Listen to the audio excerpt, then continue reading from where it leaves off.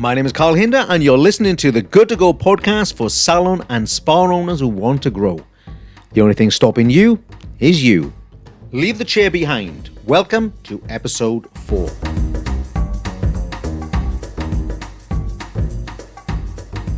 This week, I want to tell you more about why you should be leaving the chair behind, not being behind the chair. Or if you're in the beauty or spa sector, how do you get out of the room? Or as I sometimes say in jest, how do you get out of the cupboard? I'm not blaming salon owners, I'm not blaming hairdressers or beauty therapists for behaving like this. After all, this is what's been happening for probably over a century. The hairdresser or the barber or the therapist became really good at delivering treatments or haircuts, and eventually they end up with a property. They end up with their salon.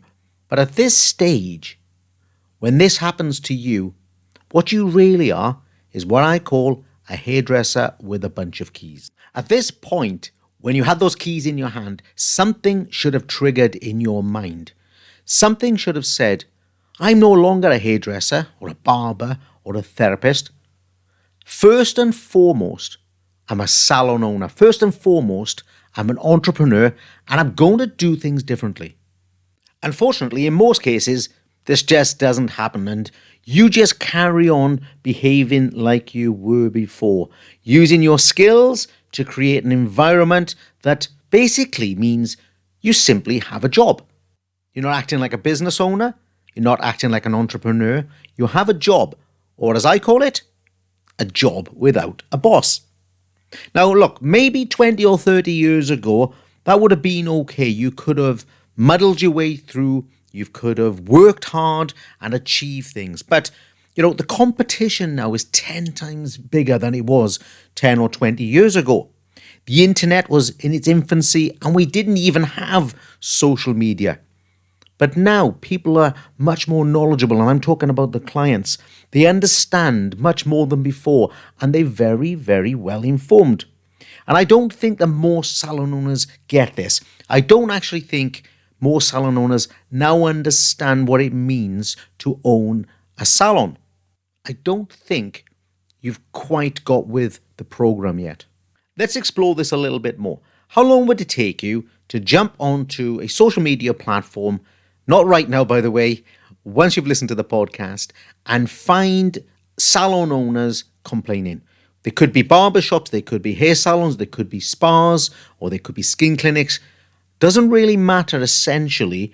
You'll find salon owners complaining about things like bills going through the roof, or their salons being really quiet and they don't have enough clients, or they can't get enough staff. Honestly, it'll take you just a few minutes. However, those same people, and sadly it might be you as well, will also be the same salon owners who don't have things like a website, or you don't have accurate pricing, you don't have great relationships with your clients, you don't understand what marketing is, you don't understand what a marketing plan is, you don't know what a brand is, you're just not business educated enough, and you haven't yet accepted that you are an entrepreneur. You haven't accepted that you're a salon owner, and you haven't accepted that the criteria changed for you once you got that set of keys. Whilst you sat there, take a moment and be honest with yourself. Is there anything that I've said so far that is recognizable? Even a little bit? Maybe there isn't, and that would be good because that means you've moved on to the next level. You'll know the next level. If you are in a situation where the business is growing a little bit, maybe you've got some staff and you're building a team, maybe you're making a little bit of money. But the thing to identify is that every day there are some challenges. Every week there are challenges, and every month maybe there's even a battle. Now that in itself isn't a terribly bad business situation. What's a bad business situation is that you haven't recognized it. And the real thing that you should be doing is asking yourself why. Why do I repeatedly have to deal with the same issues? In most cases, you will have answers to these problems. At least in your mind you will. You'll be saying that you got these issues because maybe your staff are underperforming, or you can't get staff because of the economy, or your bills are too high because of the recession.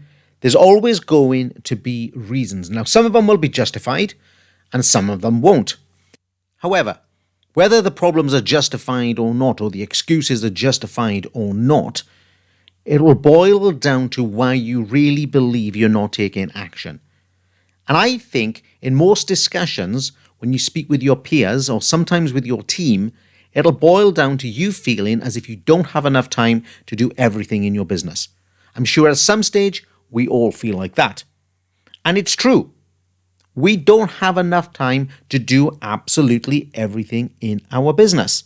We have to manage what we've got. We have to manage our business. We have to manage our time. But how can you? When you're playing hairdressers and you're playing therapists and you're on the back of a chair, you're in a treatment room, how can you be focused on your business? How can you focus on being a business owner when you're too busy being focused on delivering services? Now, you might justify it by thinking, I really need the money, Carl. I really need to be out here today putting money in the till. But you got to be thinking, when you're grabbing money today, your future is getting away from you. Your short-term thinking is not helping your long-term gain. Let's be honest with ourselves for just a moment. When you're in a treatment room working with a client or on the back of a chair, what are your staff really doing? The reality is you don't know. The reality is that if you're in a treatment room, you have no idea about the customer service levels in your business. And if you're on the back of a chair, you don't know either. And don't say that, I can check and I can look around, because let's face it, if you are good at checking and looking around, then you can't be good at looking after the client that's in front of you. There's a distraction, your service standards are lower, and again, you're jeopardizing the business, or at the very least, you're compromising the business. So, who is running your business if you aren't? Now, I know some of you will have gone to the next level and you will have identified someone to be your acting manager. Listen, that's a great move and well done. However, there are a couple of issues here. First of all, we then sometimes repeat the cycle. We get ourselves a manager and then we put them in a treatment room to do services. Or we put them on the back of a chair so they can't manage. Honestly, that is not a manager in any shape or form. But let's say we were to get a real manager who is available to manage the salon, manage the staff, manage the clients. Who's trained them?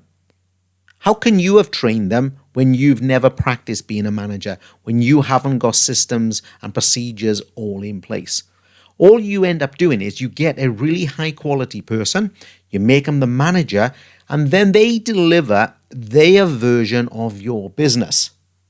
And even if they are really, really good at delivering their version of your business, and I'm hoping that you can see the flaw there, there's still no one dealing with the macro business, the big things, the structures in your business. Who's dealing with pricing structures and marketing and business development?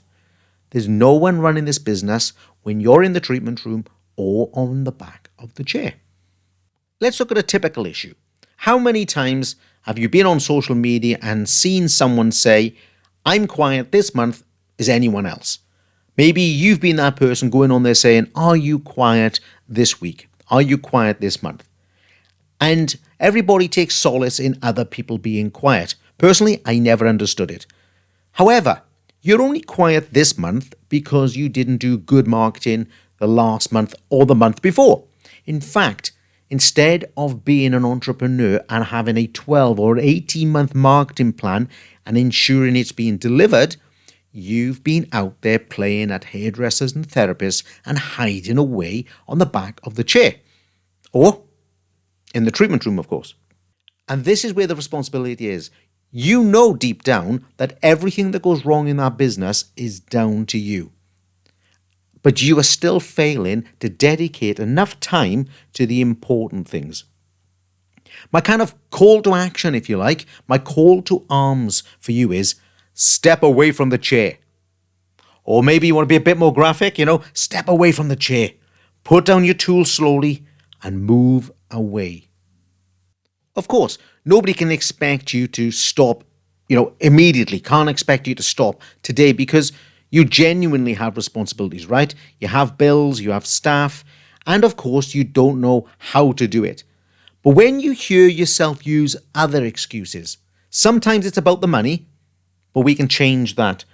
The things that block you most is when you start saying out loud, let alone to yourself, that I love this job too much. I love the hairdressing. I love doing the therapies too much to ever give it up. I'm never going to go off and run my business, Carl. I just want to stay here. Or I love my clients so much. And honestly, the true answer to that is, please go and work for someone else where you can have your job without all of the business responsibilities. Meanwhile, all the time that you want a great future of time and financial freedom, you've got to start moving your mindset to where it needs to be. You have to realize that you gave up that kind of client one-to-one love when you stop working for someone else. Now that you work for yourself, now that you have a business, now that you're an entrepreneur, you've got to have love for the business. And just transfer that relationship, if you like, that attention to detail that you had with the one-to-one client to your business. And get your emotional reward from seeing all of the clients, including the clients you're not personally looking after anymore, getting the same great attention, the same great service, and developing your reputation. Get your rewards, get your emotional rewards from having a great business with a great reputation, because you're not going to be able to get it from your clients any longer. However, they are going to get the same love. They are going to totally enjoy being part of what you've created. They're going to enjoy being part of your brand. Anyway, branding, that's probably a different podcast. Apart from enjoying the job, enjoying your time with the client and delivering the services, the biggest barrier is probably going to be your thought process over money. Now, the reality is, if you can't afford to step away from the chair, you probably can't afford not to step away from the chair at some stage. Because what you're doing is you're using the service, you're using the client, and you're using this financial barrier basically as a distraction. You're distracted from running your own business. You're genuinely not running your business anywhere near as efficiently as it could be. You're never going to reach the potential that you and your team deserve. And the reason for that is you've always found services to be easy. And that's what we do.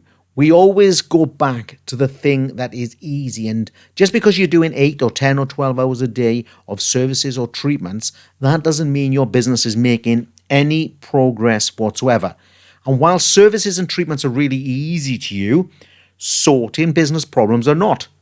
And that's the challenge. You've got to take the tough route and you've got to go and solve the challenges. Now, I did say earlier you can't come away from the chair immediately, and I understand and I appreciate it. But what you have to do is you have to start setting yourself some deadlines. You have to say, in 12 weeks, on this date, I will be going from 5 days down to 4 days.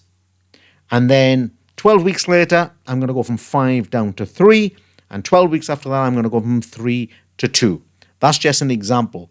But you need to set yourself a date because you need to let the team know. You need to let your clients know. You need to be organized for it. It might mean that meanwhile, you're going to be putting your personal prices up so that you can start reducing your client base. It might mean that you need more staff, change shifts, all sorts of things that you need to put into place to make this happen. It'll take you a few months to achieve this, to get you to a level that you can now invest your time into running your business. But I want to be clear. These are not extra days off. This is not your opportunity to go and do other things, spend time with the family. This isn't the stage you're at. That comes later on. This is about still going to the salon. This is still about going to the office and putting in the hard yards on your macro business.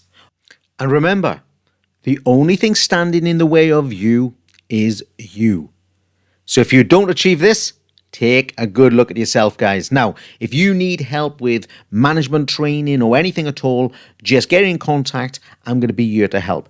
Next week in Good to Go, I'm going to be talking to you about what it means to be an average salon and how being average is a disaster, and it is certainly not good to go. Thanks so much for joining me on my Good to Go podcast. Don't forget to drop into the podcast notes, pick up those links, and do us a review. That way we can let other salon and spa owners know that we are here and trying to help them. I look forward to seeing you on the next episode.